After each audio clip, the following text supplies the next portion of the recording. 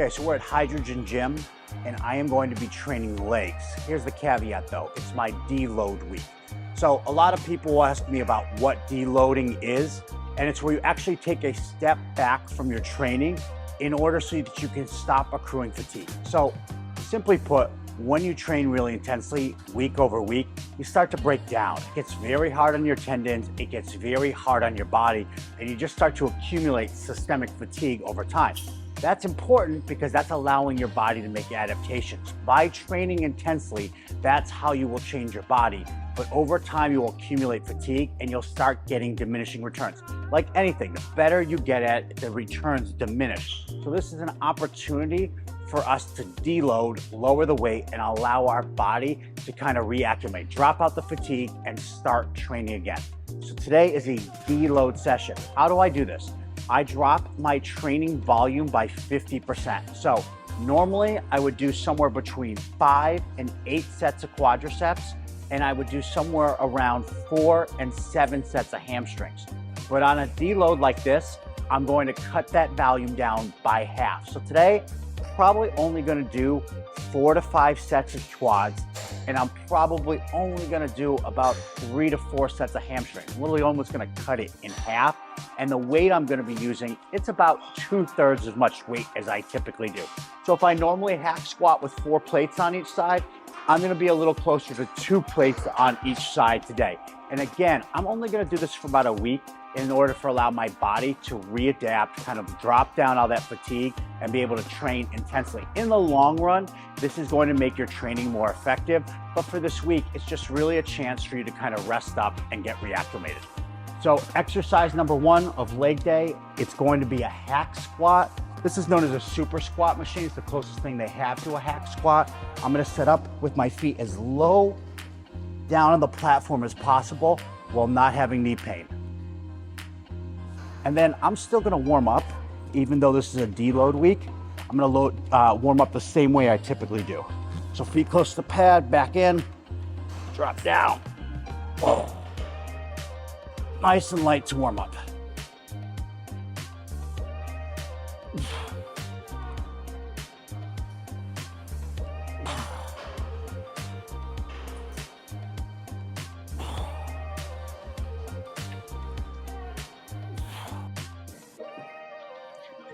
All right, I really like that machine. Super smooth, got a ton of quads. Gonna hit my watch, just a warm-up set. I'm gonna progress my weight, but remember, today I'm only doing about 60% of the weight I usually use.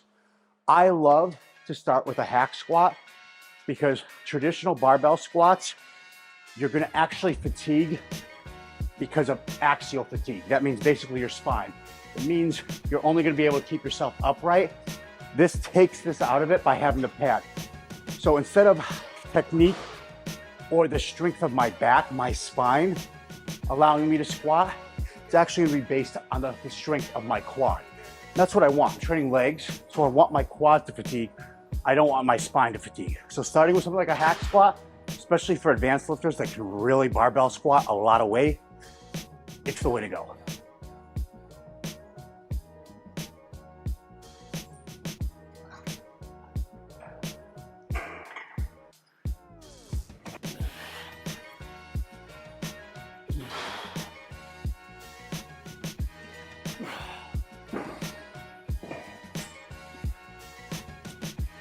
A lot of quad emphasis on these.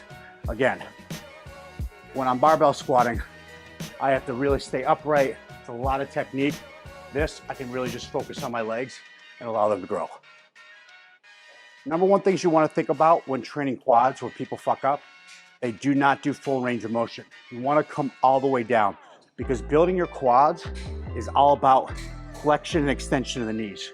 Being able to get very low when you squat. So I want to, obviously I'll do it with the weight on, but I want these knees to bend as much as possible. You can see where I'm at from this angle. That's how much my knees would bend. They stay relatively 90. But look as I come down further, look how much more knee bend I'm forced to get. And obviously I'll be underneath the machine in a minute, but the more knee bend I get as I get lower on this platform. So if your feet are up here, you're not gonna get as much flexion on the pad as if your feet are all the way down here. Second thing you wanna think about is going all the way down. So you wanna come, you can drop as low as possible down. Some people, when they're barbell squatting, they'll start to lean forward and it limits their ability to squat. But with this pad, I can just push my back into the pad and get full range of motion on every round. So, walk my feet really down low on the pad. Push myself really in. Go nice.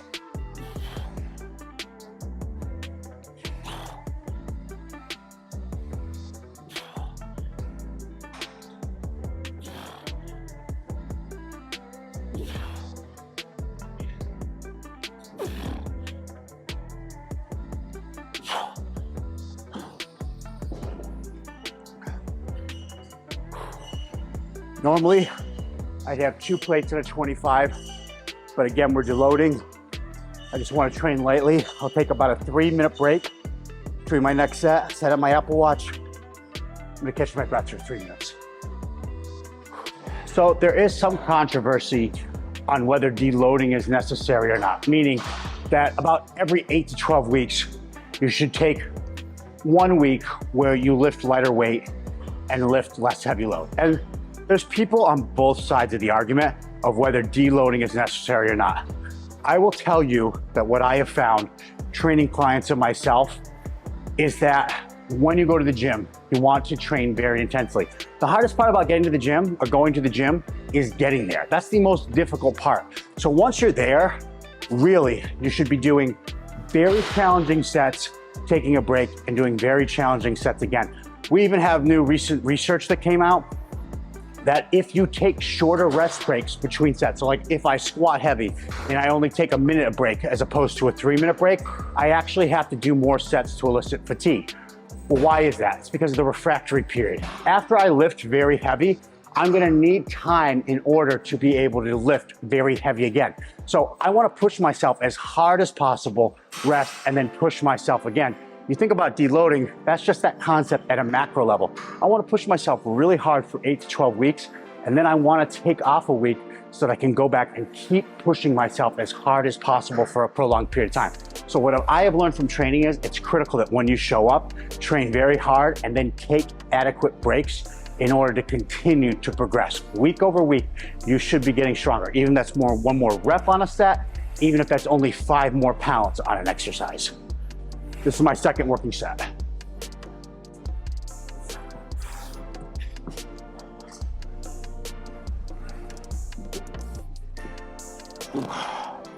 Feet low on the pad, back into it. Full range of motion.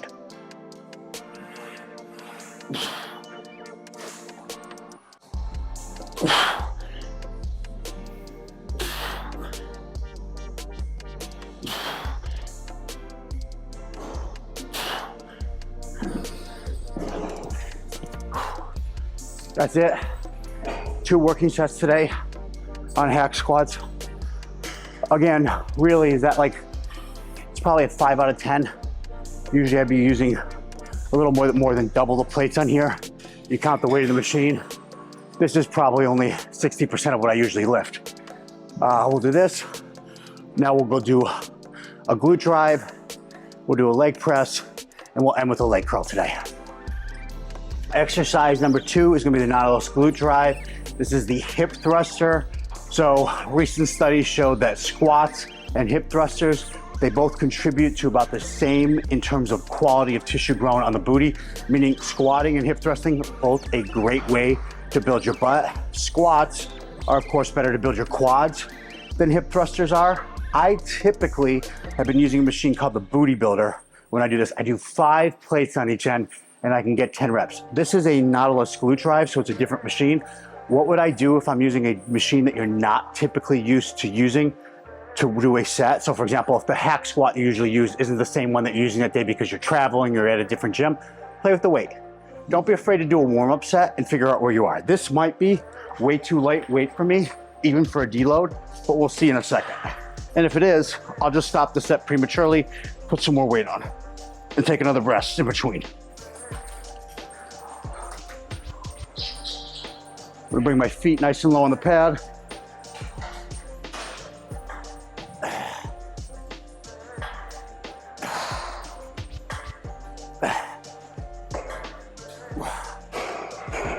Okay, it's a deload, but this is super, super lightweight. So I'm gonna put another 2 plates on here. This machine is great, but it's way less challenging than the booty builder that I typically use. Okay, we've played with our first set to just figure out the working weight, even though again, it's a deload. I still wanna make sure it's about half the tension I'm used to. Loaded 4 plates on here.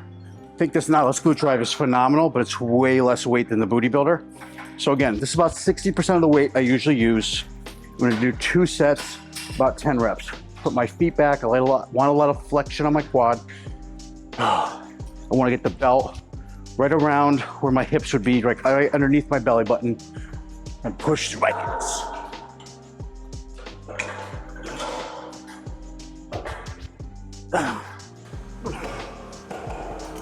This is great.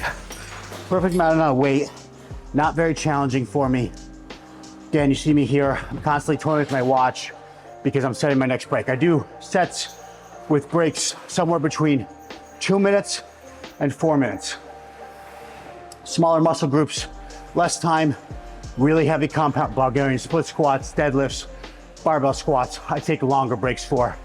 Hack squats, machines like this, about 3-minute break. But this weight was perfect, just challenging enough.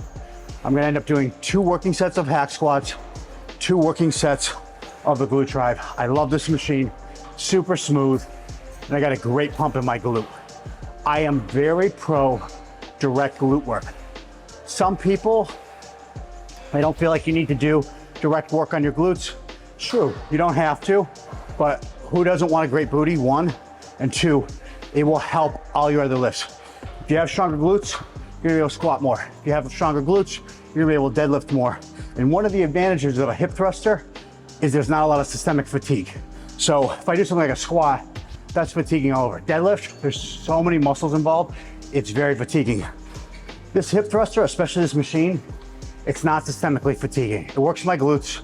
I get done with the set, it's very easy to recover from. Remember, the correct amount of volume is the volume that you can recover from.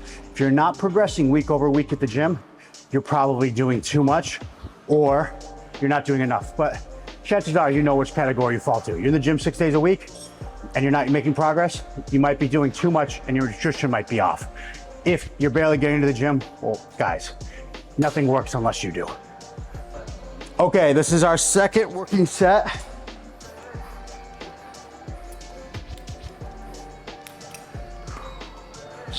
Again, feet nice and low on the pad, right around my belt loop. Head into the pad, make sure your tailbone's supported on the pad.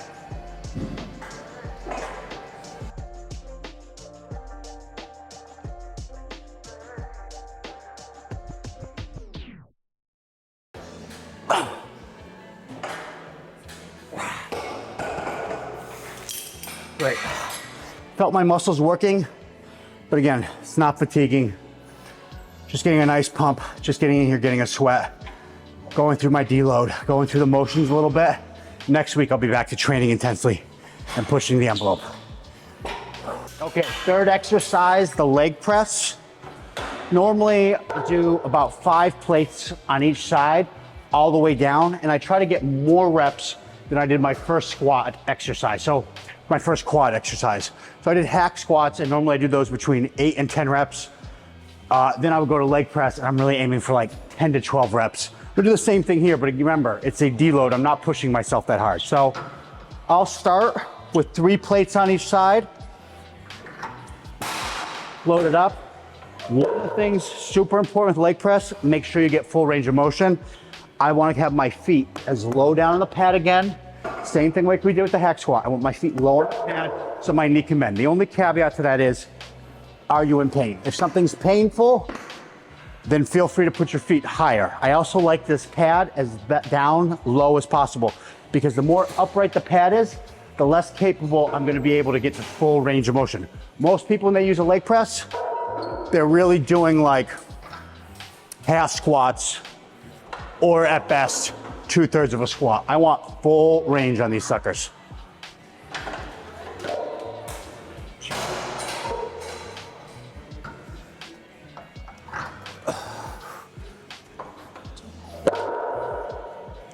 Three plates, feet really, really low on the pad. I wanna make sure that my butt doesn't lift up while I'm doing the exercise, and I point my toes out slightly so I can get all the way down. Watch. Look how low this is. And again, wanna make sure that my butt stays on the pad. Deep, deep, deep, deep, deep, deep, deep down. Up, 2.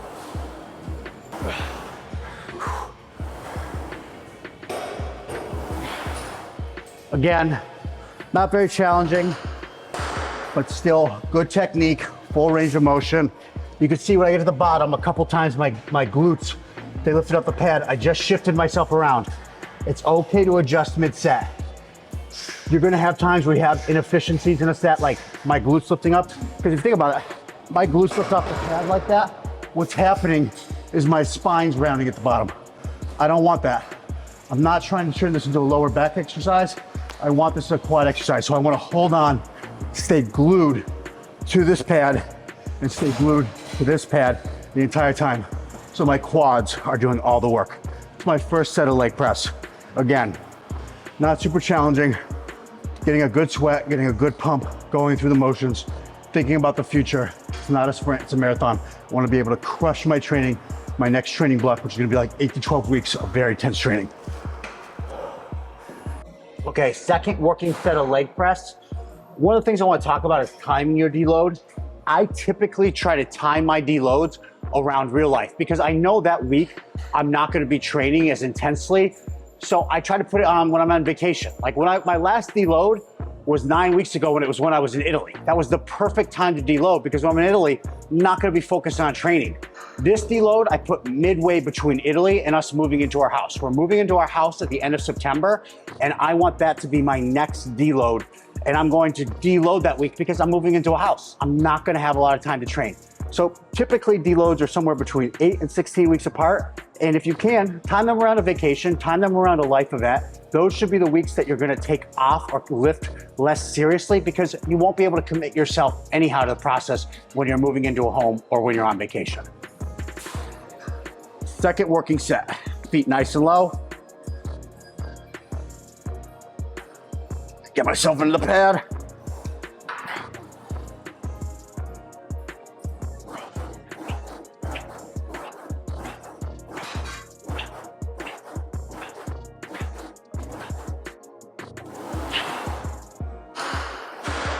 Nice and easy, nice and smooth. You want to lift with control, always. When people are just throwing around weight, they're gonna end up skinny their whole life.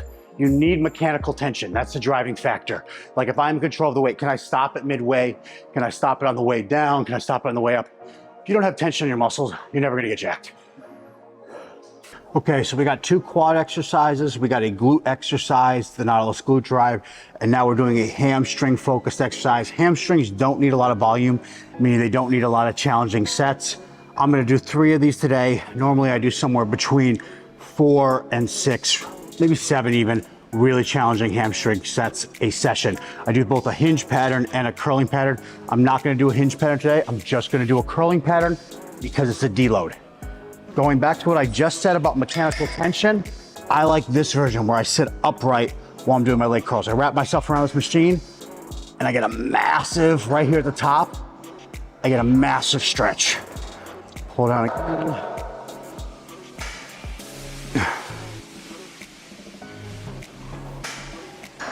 Top of here, by doing this sitting upright like this, I'm in a hinge pattern. It's like my hips are back.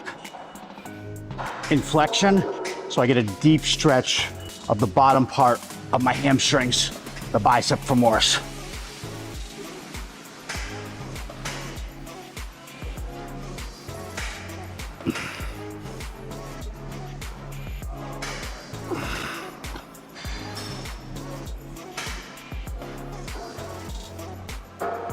Good, that was very easy.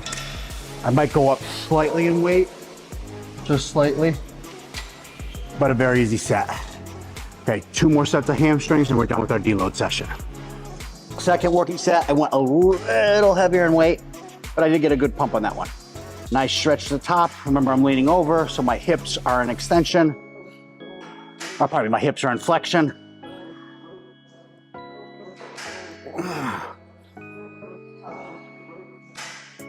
when I do these, try to keep mechanical tension on my hamstring the whole time. So I'm under control as I'm driving it down, not just swinging the weight, not just allowing it to bang back up. Stretch, control.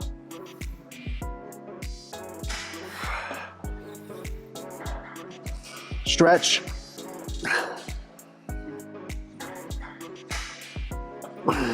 What I mean by control is watch. I can literally stop here, I can stop here, I can stop anywhere the entire time. I'm under control that way. I'm not just swinging it, I'm not using momentum. Okay, I decided to only do 2 sets of hamstrings. Remember, you have a plan, be willing to adapt. Don't negotiate with yourself. Don't stop working if it's actually yielding results, but my goal today was just to get an activation. I have a good activation of my hamstrings, I got a great activation of my glutes. Quad, definitely did 2 exercises for that. 2 sets each. So we're walking out of here doing 8 sets of legs. Normally, I would have done 3 to 4 sets for glutes. I would have done 5 to 8 sets for quads, and I would have done 4 to 7 sets of hamstring. So a lot more volume normally, but today's a deload. I feel like I got a really good pump, and we had a nice deload week. I took off 2 days this weekend from training, 3 light days, followed by 1 to 2 more rest days, and then right back into training, guys. So again, when you're feeling fatigued or when you have a life event or you're on vacation, that is the perfect time to deload. Thanks for joining me today as I deloaded my legs. Look forward to more content where I'm going to the grocery store, where I'm training intensely, where I'm training clients. Subscribe if you like what you see today. Please like, and thanks for following me both here and on Instagram. Thanks, guys.